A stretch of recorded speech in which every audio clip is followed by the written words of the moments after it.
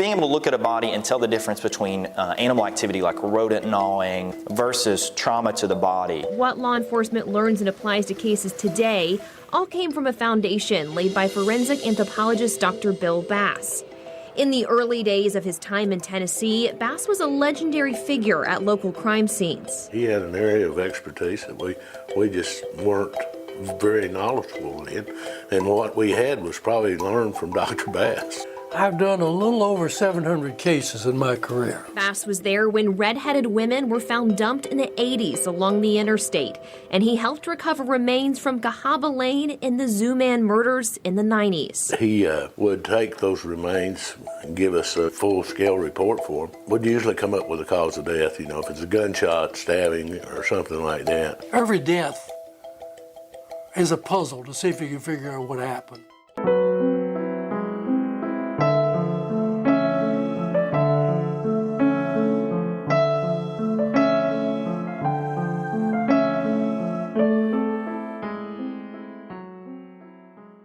Welcome to another week of Operation Evil.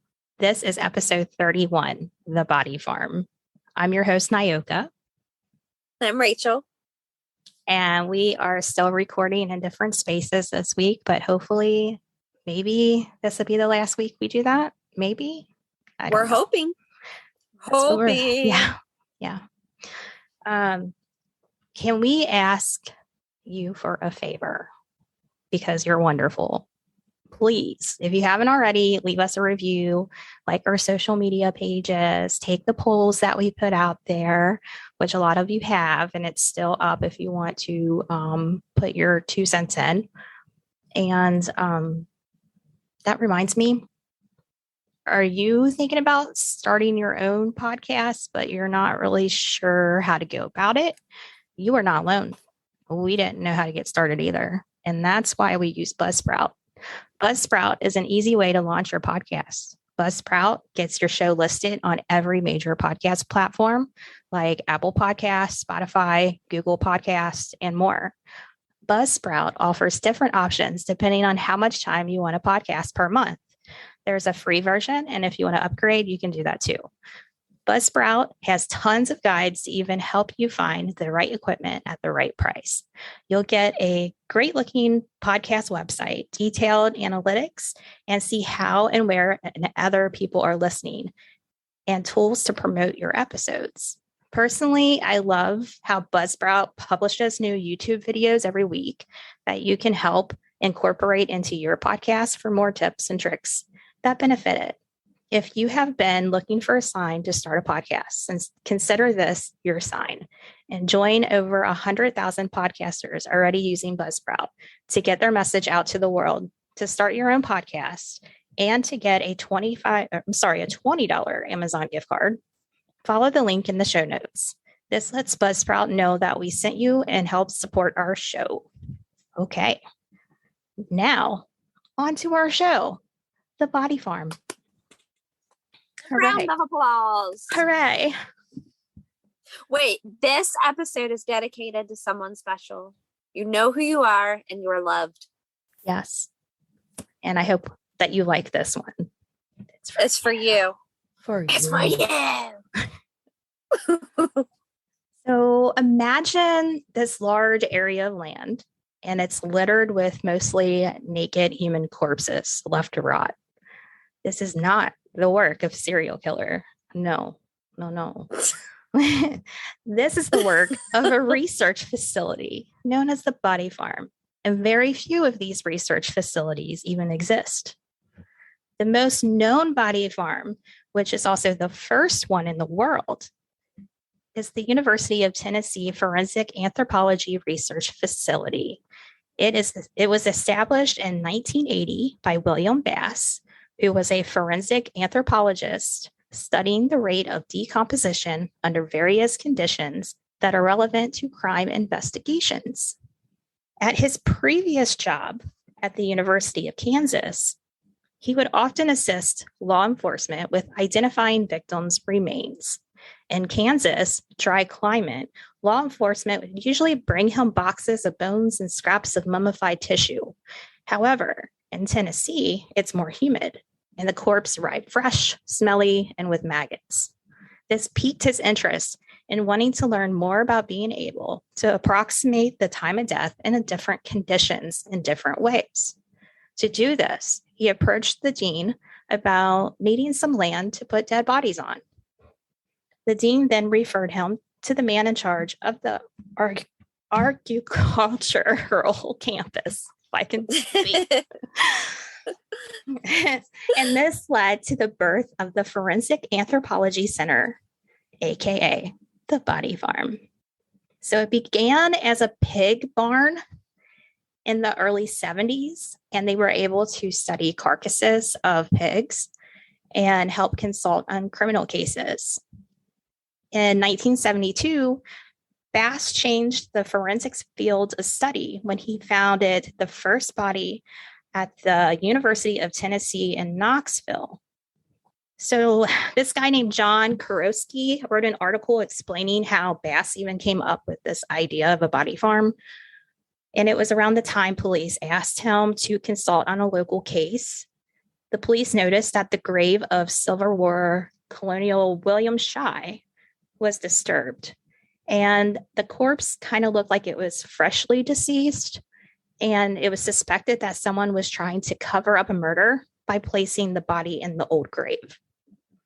So Bass noted, Bass noted that the body still had like a pinkish color to the flesh, and he believed that bodies were swapped.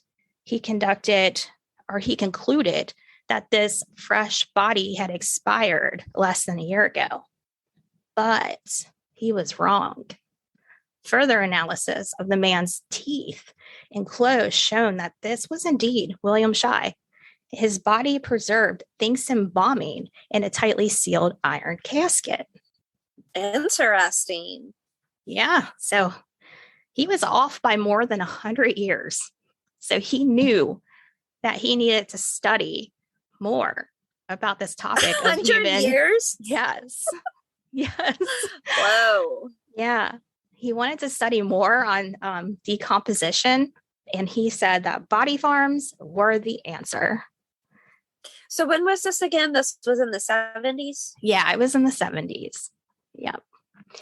And I'm just trying to think. I'm like coinciding along with like criminal profiling and things like that. yes. Like when all that came, because it kind of goes in hand with that, you know? It does. It does. And it's kind of brilliant to be the one that thinks of a body farm. Like, yes, we've added him to our intelligent people list. Yes. He's up at the top. Yeah. So in 1980, Bass was able to convince the university to give him 1.3 acres of land that the hospital used to burn trash on for years. It was located closer to the campus behind the University Medical Center, and he enclosed his new area with the chain link fencing and poured a 16 square foot concrete slab. So now he's like kind of built up from that, the pig barn, into this 1.3 acres. And this allowed him and his students to expand their knowledge about the decaying process. They were able to research stages of decomposition with the arrival of blowflies, maggots, fungi, bacteria, and microbes. These variables helped give a little more precise time of death. This makes me think of, did you ever watch CSI? Yeah. You know how he would like be so into bugs and like use bugs as the stages for the bodies and the decaying process and whatever. Yes, or like if you watch like Cold Case Files or one of those shows, they use like leaves. Yeah. To help. Yeah. So even though these shows kind of touch the subject a little bit, it's not accurate because it really depends on the environment that the body's in. So you can't really say, okay, well, there's maggots, so this body's been here this long, if that makes any sense. There are definitely, there are factors to it. So, so according to the article, down on the body farm, unlocking the forensic secrets of decaying corpses. I'm sorry that title. I'm sorry. The title, Down on the Farm. Down on the body farm. Yeehaw. Yeah.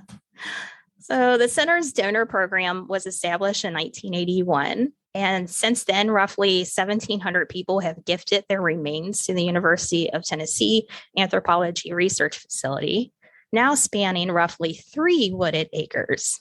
So he's already expanded again from 1.3 acres to 3. So, and he also has a building dedicated to houses the largest collection of contemporary skeletons, a classroom, a laboratory, and an intake area where donor bodies are received and processed. And there's at least 4,000 people that have registered as pre-donors. It's like one step up from donating your body to medical science. Yeah, I always heard of that, like donating your body to science, but I never heard of the body farm thing until a few years ago. But anyway, and this is why this episode is dedicated to someone, correct? Because they are I only found out this. Yeah, and I only found out about it because of this person within this past year. Very interesting. So the donors are mostly ordinary people, and they just they're motivated by helping science and criminal justice. Typically register and carry a card in their wallets indicating their intention to go to the farm. The facility offers free pickup and delivery from funeral homes within 100 miles of Knoxville. Beyond that area, families must arrange the transportation. When the donors arrive, the process may vary depending on the facility, but for the most part, it goes something like this. So they're offloaded into a garage area, and they're weighed and measured. They look for scars, injuries, tattoos. They're photographed. They're looking at hair, blood, nail samples. They're collecting all that information. The bodies are assigned an identifying number, and then the corpse is either stored in a large refrigerator for 12 to 24 hours or moved directly to the facility's wooded acreage, or at least a few feet away from nearby bodies, where they remained until they are skeletonized.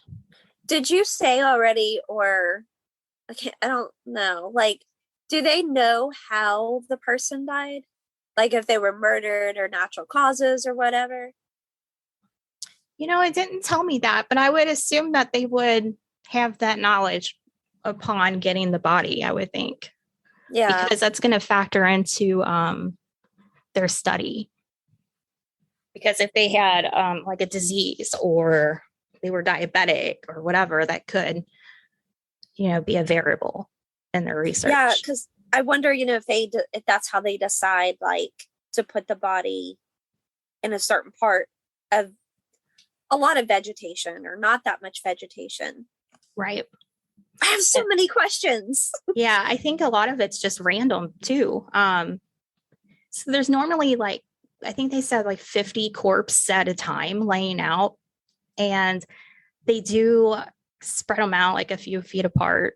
And this gives them the opportunity to see the changes even hourly, because a lot of them will video it as well.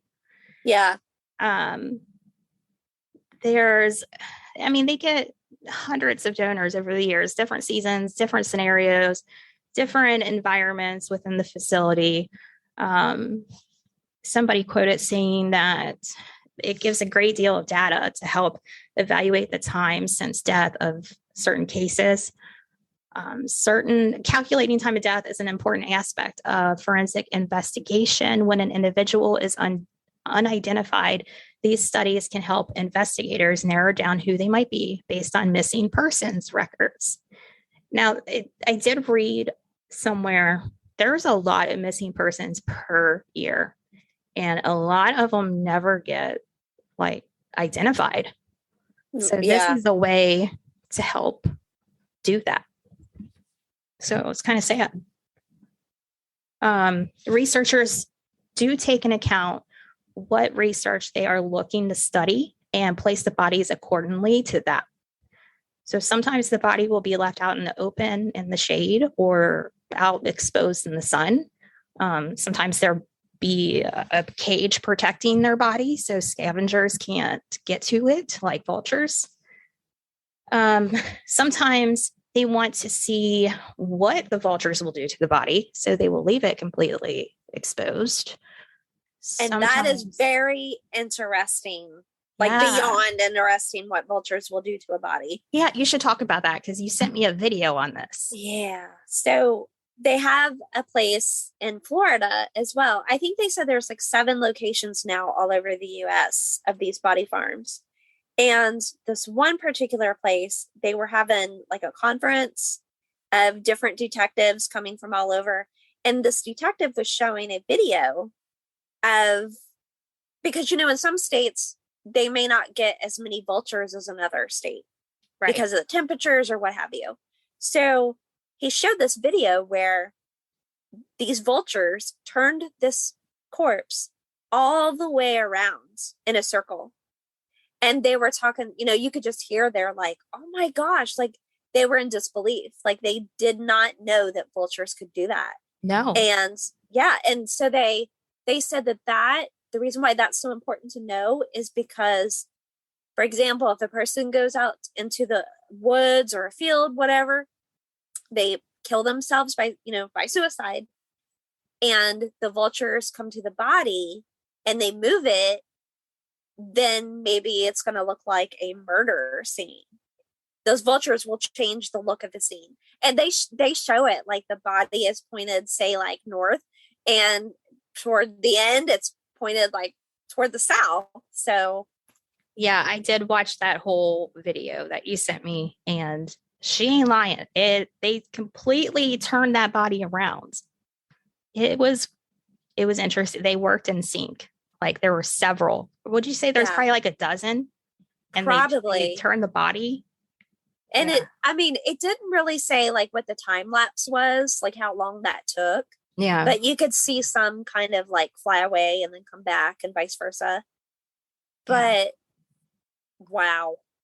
Yeah, I always thought they just like, pecked at the body or, stuff like that. I would have never thought that they would turn the body completely around in a different direction, because that does mess with the scene. I mean, it does. So these body farms are doing some good things. They are teaching us what is happening out there. Well, and like, a lot of times they'll tell murder or suicide with the way like if there's a gun at the scene.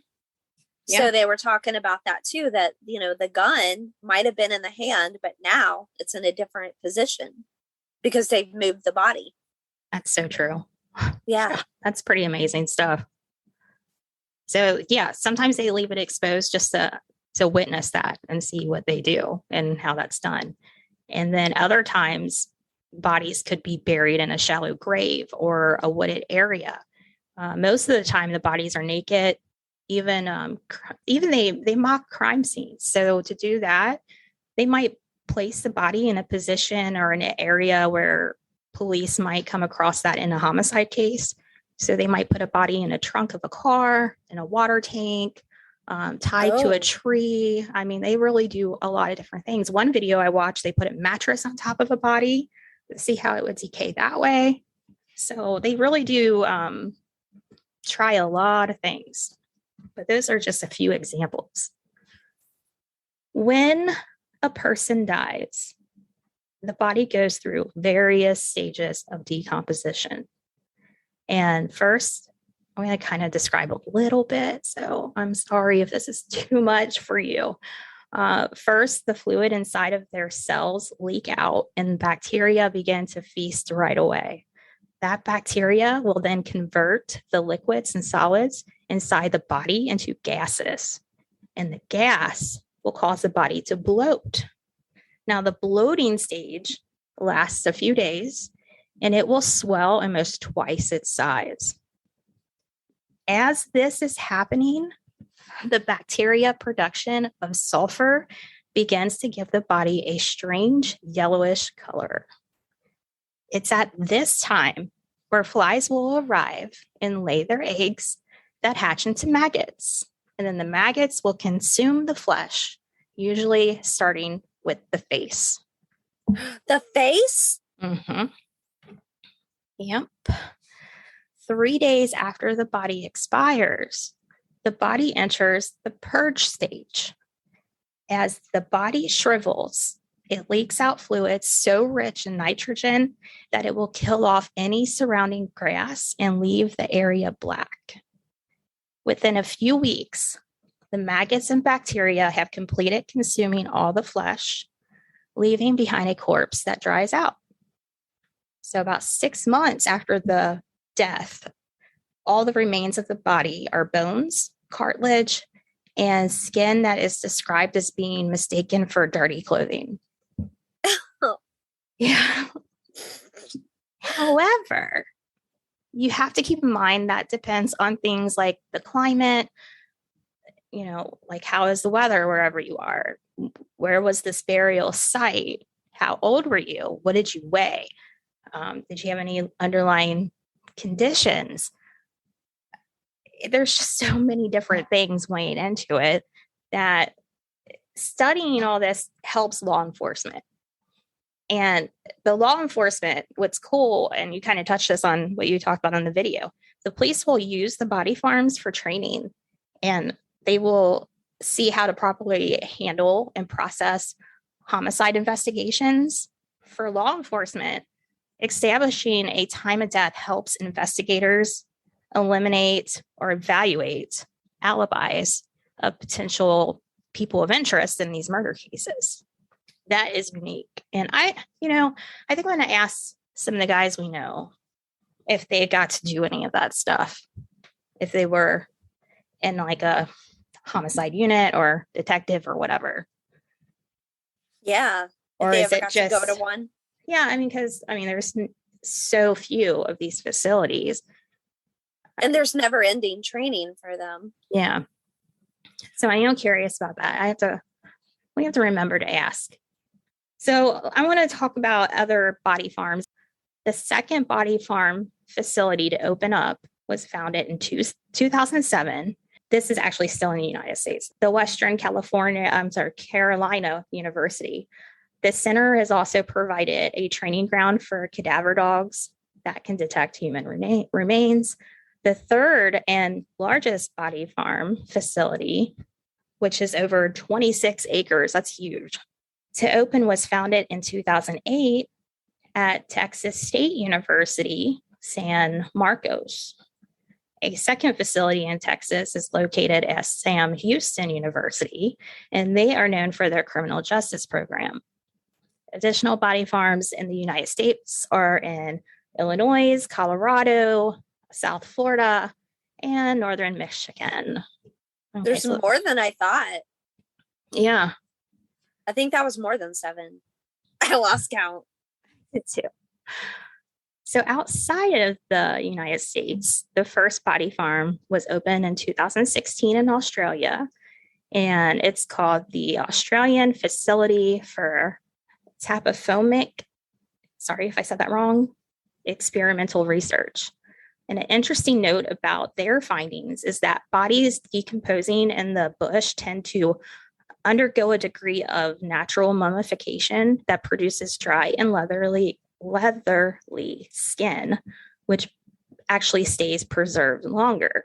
Another facility to open outside of the United States was a teaching hospital in Amsterdam that exclusively studies body decomposition in shallow graves.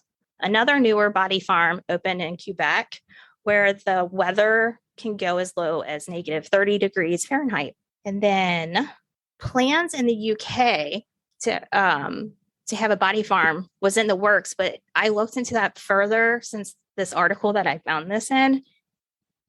And as of late last year, the Daily Mail put out an article where Professor Casilla told Mail Online that, quote, for the UK, establishing a body farm has been opposed by academics, despite the fact that the public had no issue with it, end quote. In fact, members of the UK public have been in touch with forensic departments to express interest in donating their bodies after death. So right now, it's not a go, but they're trying. So maybe they have other techniques that maybe we don't have. Maybe so. So some things that we definitely have learned from body farms is a better estimate for the time of death, better understanding of environmental conditions that accompanied the death. If the deceased person was wearing clothing or not. We've learned how the food chain of insects and other creatures has to do with different stages of the decomposition. So when they're coming and going.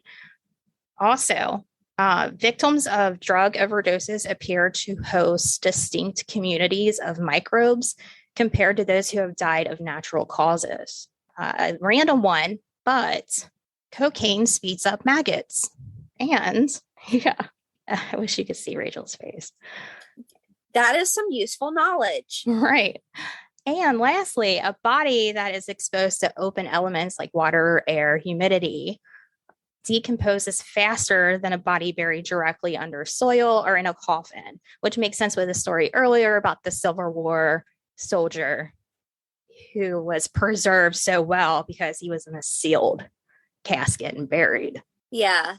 So let's see here. Those are just like some things to note that they found out. There's still a bunch more. Now, although this research has accomplished so much, a facility like this still comes with some controversy.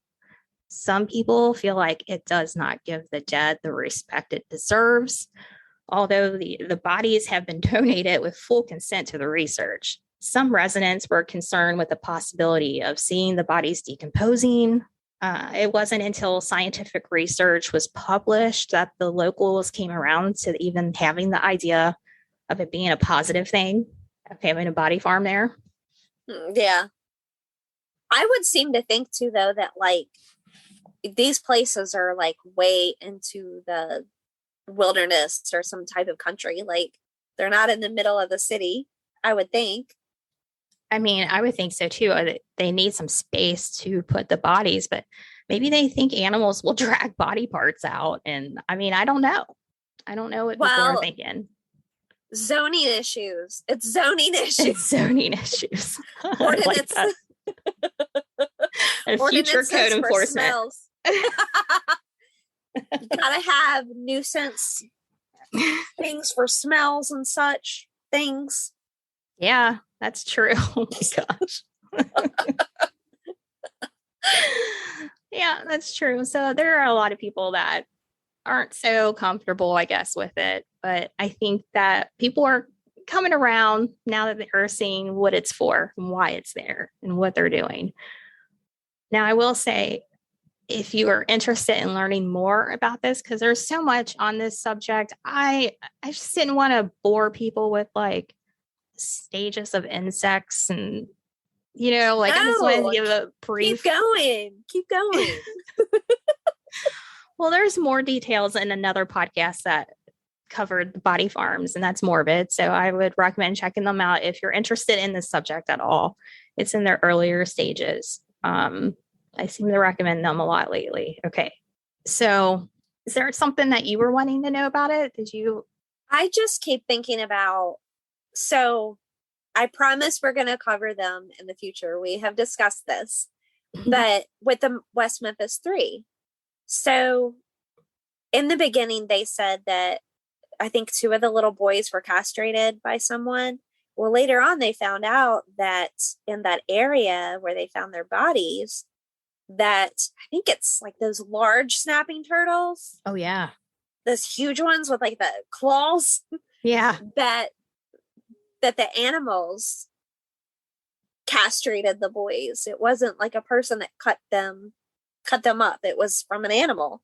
Oh. So I just think, you know, I put that kind of stuff, that kind of research along with these body farms, because how would they know that an animal would do that to a body part unless they did the research about that? Exactly. So, I mean, and that helped Damian Eccles and Jesse Miss Kelly and Jason Bodwin, it helped them be set free for something they didn't do. So I just think the more research, the better. And I get it. Like, I understand like why some people are like, oh, no. But research and science is it just keeps progressing. It's an incredible thing. Yeah, it definitely is. And it's definitely doing good things out there. And I saw so many different documentaries on body farms. I need to really watch more of them because they were blowing my mind. It's really interesting to see like someone, they have like a body in a like covered in a cage, and then like so many feet down there's someone who is just exposed to the elements. Yeah, and they do show these things. Yeah, they do. The one that I watched last, they were putting that mattress on a body, and I was like, wow, wouldn't even think of that. But what are we doing with our lives? We need to go see if we can go work there. That reminds me, I'm glad that you said that. There's no tours for the body farms. I looked, it said no. Well, not that I would want to tour it, but I didn't know if it was an option, and it is not an option. It is strictly for researchers and students and law enforcement. Now that is where you could open the door where someone could say that's disrespectful. Yeah, if they were displayed like a museum, right? That would be. Yeah. However, this concludes this week's episode. Oh, I don't want it to end. It was kind of neat covering something else that's still part of true crime, but not a murder. Yeah, I mean, it's not evil, but it could be related to evil. It absolutely can. Some of those people are there because of evil. Yeah. And they're studying why and how and when and all that stuff. So if you're craving more Operation Evil, and I know you are, check out our Patreon for bonus episodes. We put out one bonus episode per month. We already have January's out. We put it out by the first week of January. We had it up. So go check that out. You can become a member and we'll say your name and thank you and all that stuff on our podcast. Anyway, we'll be back next week. You can pledge a little $3. Yes. Yeah. You can, just to hear all those episodes and more to come. Well, we'll be back next week, hopefully together with another new episode. And until then, consider donating your body to the Body Farm. Goodbye. Bye.